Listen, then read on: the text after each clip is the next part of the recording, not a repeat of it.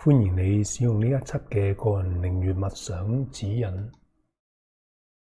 今日我哋會默想詩篇第103篇第17同埋第18節，而默想嘅焦點係守佢嘅約，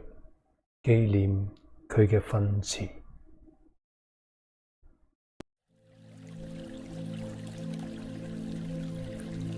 喺開始靈悅之前，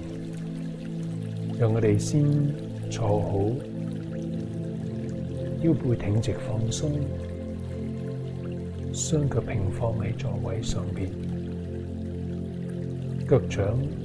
腳踏實地，讓自己嘅身體能夠既保持放鬆，又能夠保持專注。我哋可以透過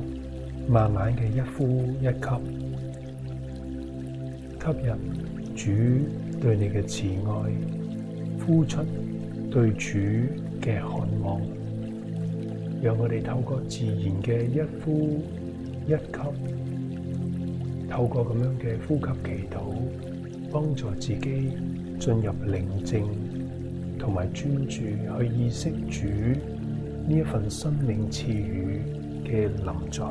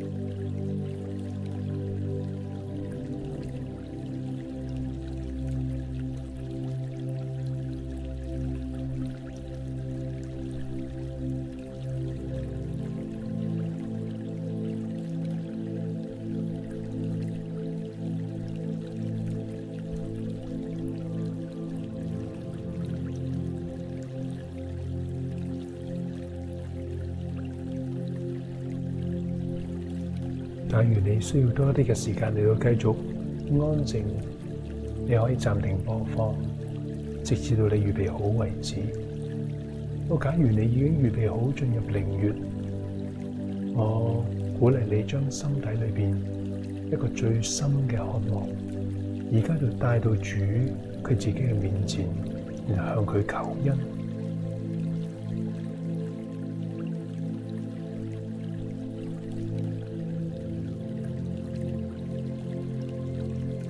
我會前後誦讀經文3次，請你用心嘅聆聽。每次誦讀之間都會有時間俾你去默想，去留意經文對你嘅吸引，對你嘅觸動。當你留意到神要透過呢啲嘅觸動嚟到去同你講說話嘅時候，你就可以好自然嘅進入心頭，要同主對話。喺整個過程嘅裏邊，假如你需要多一啲嘅時間嚟到去自己做誦禱，又或者做默想，又或者做心禱嚟到同主對話，你可以暫停播放，直至到你預備好，你就可以嘅繼續播放落去。詩篇第103篇第17至到第18節，但耶和華嘅慈愛歸於敬畏佢嘅人，從亙古到永遠。佢嘅公義亦都要歸於子子孫孫，就係嗰啲遵守佢嘅約，紀念佢訓詞而遵行嘅人。原來雖然人係咁卑微，人生係咁短暫，但係神竟然唔單止將佢嘅慈愛歸俾嗰啲敬畏佢嘅人，而且仲將佢嘅公義都要歸於嗰啲敬畏佢嘅人嘅子子孫孫。請問你渴望有神嘅慈愛，有神嘅公義臨到你同埋你嘅後代嗎？請你繼續嘅默想，留意觸動，同主對話。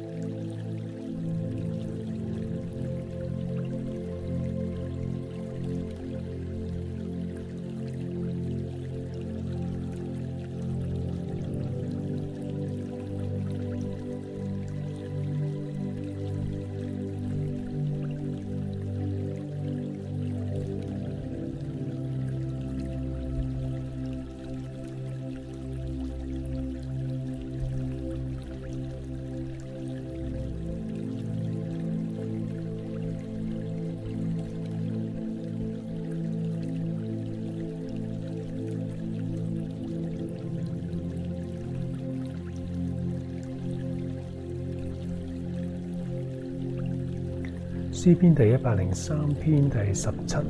至到第18節，但耶和華嘅慈愛歸於敬畏佢嘅人，從亙古到永遠。佢嘅公義亦都要歸於子子孫孫，就係嗰啲遵守佢嘅約、紀念佢嘅訓詞而遵行嘅人。神佢係一位守約、施慈愛嘅神。請問你係咪一個願意遵守佢嘅約嘅人？請你繼續嘅默想，留意觸動，同主對話。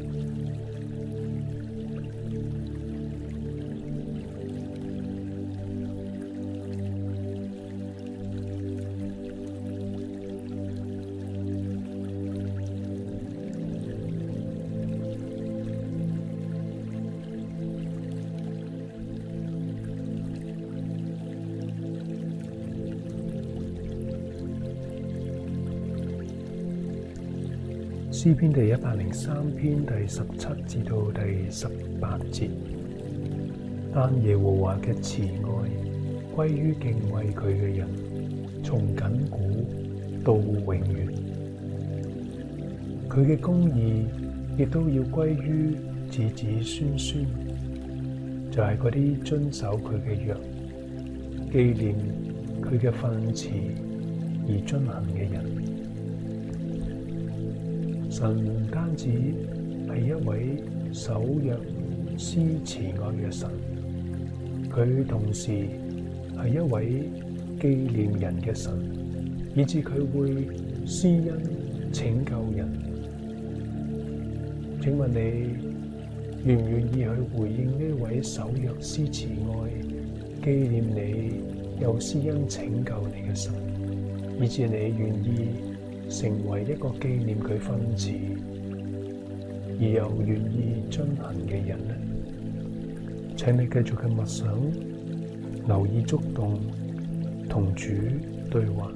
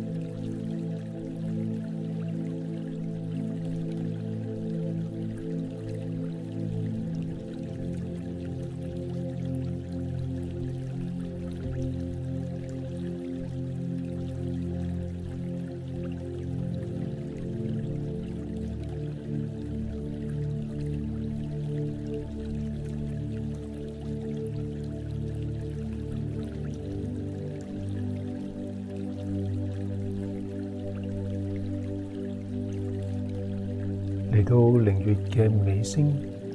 讓我哋透過默觀，又同主彼此嘅對望，讓我哋去凝望主，佢係點樣帶住愛嘅，又凝望自己，唔需要講任何嘅說話，讓自己單單嘅安息喺主嘅懷抱，享受主佢自己嘅同在。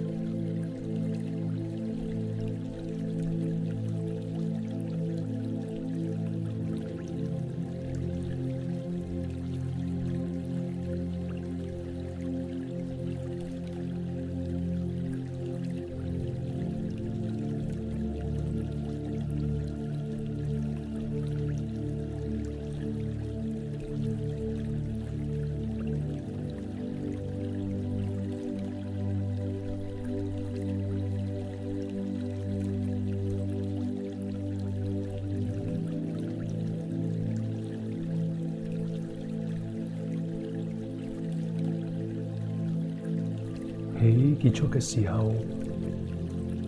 鼓勵你將剛才喺靈月默想當中嗰啲最深刻嘅觸動、嗰啲嘅體會、嗰啲嘅領受都寫低落嚟，成為你今日嘅靈修札記。你繼續喺生活嘅裏邊去感受、去享受神嘅同在，願神親自嘅賜福俾你。